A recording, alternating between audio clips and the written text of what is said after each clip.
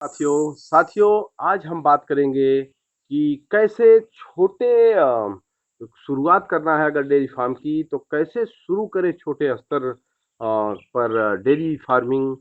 दोस्तों बिजनेस जो है ये कितना मुनाफा लेकर के आता है, कितना खर्चा लेकर के आता है, इस सब्जेक्ट पर आज हम बात करेंगे। दोस्तों आपको कैसे स्टार्ट करना है, स्टार्ट में आपको क्या-क्या करना है, किस हिसाब से कितना पशु लाना है, इन सब विषयों पे आज बात होगी दोस्तों। तो कभी भी डेयरी अगर आप छोटे स्तर पर करना चाहते हैं तो महँगाई को देखते हुए, अपने खर्चे को देखते हुए ताकि आप उनमें इन्वॉल्व हो जाएँ दोस्तों, तो आपको ऐसा ना लगे कि हमने इसमें आकर के बहुत बड़ी गलती कर दी। तो आपको कम से कम कितने पशुओं की ज़रूरत होती है और इसमें कितना लागत लगता है, कितना खर्चा आता है, तो दोस्तों चलते हैं अभी इस सब्जेक्ट पर बात करते हैं। तो दोस्तों अब तो किस हिसाब से क्या करेंगे आप? क्या करेंगे सफलता ज़रूर आप पा सकें इस लाइन में। तो इसलिए क्या-क्या चीज़ आवश्यक है, हम इस पे बात करेंगे दोस्तों। दोस्तों, सबसे पहला बिंदु जो है, जो सबसे पहला पॉइंट है, उस पे ध्यान देना है हमें कि छोटे स्तर का जो डेयरी फार्म है, जो छोटे स्तर का डेयरी फार्म है, से कम 5 गाय या 5 भैंस से आपको स्टार्ट करना है। दोस्तों, इसके अलावा आपको सबसे विशेष बात ध्यान देना है कि 5 पशु जो आप ले रहे हैं, वो अच्छी नस्ल की होनी चाहिए। अगर आप अच्छे नस्लों की अम, पशु नहीं खरीद पा रहे हैं, अगर आपके पास पैसे का दिक्कत है या आपको किसी भी तरीके का कोई भी प्रॉब्लम लगता है, तो आप डेयरी फार्म ना करें। दोस्तों, जब तक आप इसमें अच्छे ब्रीड की पशु नहीं लाएँगे, चाहे वो गाय हो, चाहे भैंस हो, तब तक आपको इसमें मज़ा आने वाला नहीं है, एन्जॉयिंग नहीं होगी। आप जब तक किसी भी काम में एन्जॉय नहीं करेंगे, तब तक आप उस काम में सफल नहीं होंगे। तो दोस्तों, कहने का मतलब है कि आप जब भी गाय अथवा भैंस स्टार्ट हो या बाद में हो कभी भी, तो आप सबसे उसमें अहम बात है, सबसे प्रमुख विषय है, सब्जेक्ट है कि आपको इस भी बात पे ध्यान देना है कि जो भी पशु ले रहे हैं वो अच्छे नस्ल की हो, ताकि उसे उसमें अच्छे सीमन देने के बाद अच्छे आगे चल कर के और अच्छी नस्ल तैयार किया जा सके। दोस्तों, इसमें मिला कर के अगर आप 5 पशु खरीदते हैं तो कम से कम आपका 2 डेढ़ से 2 लाख 3 2 से 3 ढाई लाख के बीच में 2 से ढाई लाख लगभग दोस्तों आपका खर्चा होगा। अगर आप भैंस खरीदते हैं और गाय खरीदते हैं तो डेढ़ से 2 लाख न्यूनतम बता रहा हूँ दोस्तों, इतना आपको लगेगा पशु के खर्च में।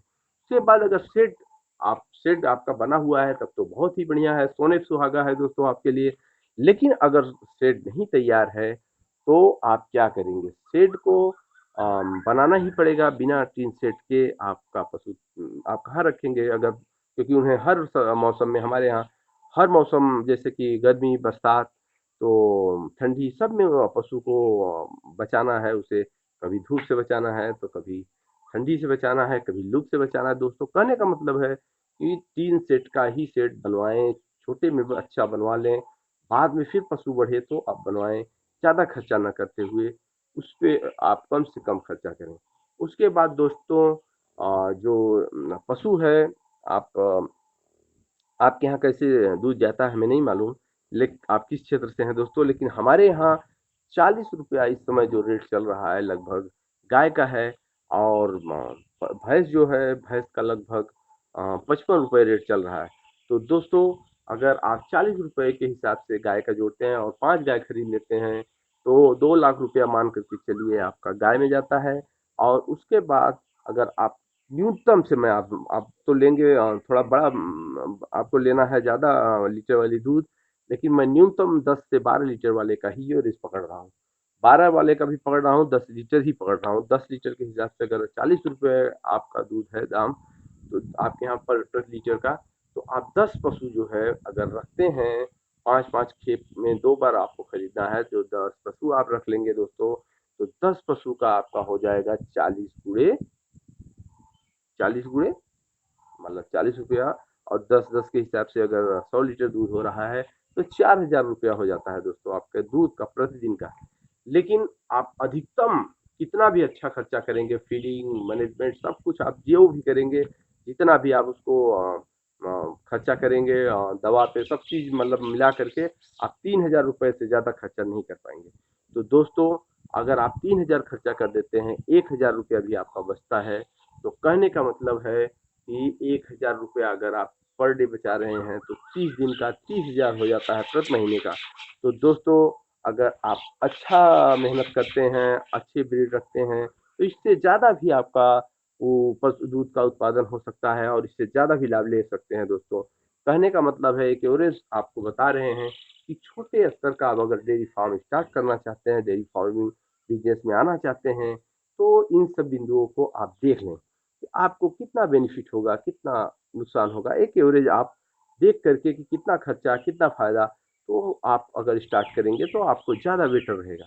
दोस्तों, इसके अलावा खाने को क्या देंगे? खाने के लिए आप भूसा उसका लगेगा, हरा चारा लगेगा और पानी तो उपलब्धता अति आवश्यक है ही है दोस्तों, जिसके बिना कुछ नहीं कहा जा सकता।